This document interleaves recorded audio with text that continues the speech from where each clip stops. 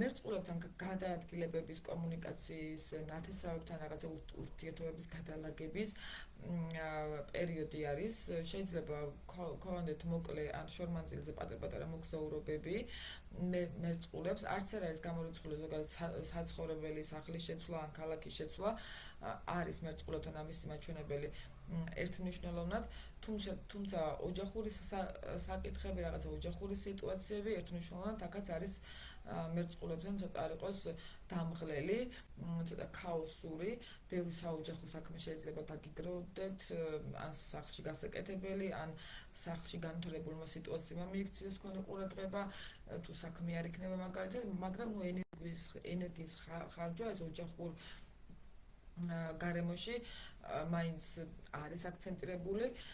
აქედან გამომდინარე ოჯახის წევრებს, ნათესავებს, სახლს კარგია თუ ამ კვირაში უფრო მეტ ყურადღებას დაუთმობთ. ამ შემთხვევაში მარტივად გადალახავთ იმ სირთულეს, რა სირთულე შეიძლება რომ მოიტანოს ზოგადად ამ კვირამ ოჯახურ ურთიერთობებში.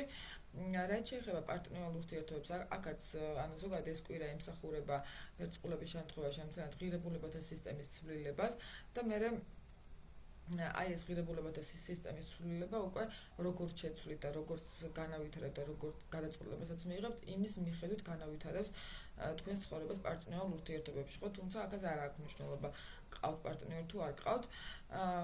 საბოლოო ჯამში ასევე კარგი პერიოდი არის მერწყულებისთვის ეს კვირა რაღაცა ახალის შესასწავლად, ახალი საქმეების წამოსაწყებად, ზოგადად სიახლეებისთვის და ბევრ ხალხთან კომუნიკაციისთვის. ერთმნიშვნელოვნად აღიდგენთ ენერგიას კომუნიკაციით და ასევე გადაადგილებები ძალიან მნიშვნელოვანია.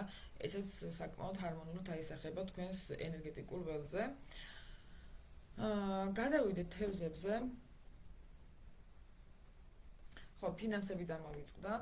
ფინანსურად მერწყულებთან ასევე ჰარმონიული პერიოდი არის, ანუ ფინანსურად კარმულად კი რაღაცა ბალანსები სწორდება, მაგრამ თუ კარგი კარფა გაქვთ ფინანსური თვალსაზრისით დაშენებული, საკმაოდ კარგი შემოსავალიც